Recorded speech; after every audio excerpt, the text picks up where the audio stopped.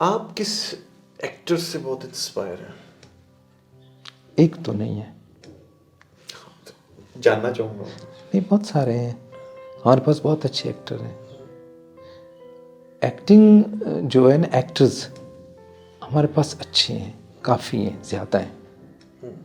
Actress भी बहुत अच्छे हैं, और पुरानी के भी लिहाज से ले लें, आज के भी एक्ट्रेस के लिहाज से, मतलब अब मैं नाम किस किस का लूँ, लेकिन मुझे देखकर बहुत खुशी होती है जो नई लड़कियां हैं कुछ, ये उसी कमाल की हैं जिस कमाल की जो हमारे पास पुराने दौर की जितनी सारी बिल्कुल सही।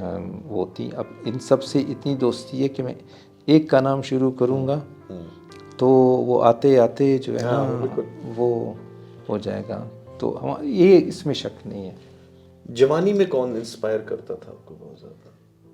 किस चीज़ से? फ़नून लतीफ़ा से जुड़ा हुआ कोई शख्स, कोई भी शख्स, लिखारी हो, एक्टर हो, एक्ट्रेस हो? काम से हुआ हूँ मैं यार, किसी को पढ़ता रहूँ, ऐसा नहीं है कि कोई मखसूस किसी के साथ मैं अटैच्ड हुआ हूँ, ऐसा नहीं है।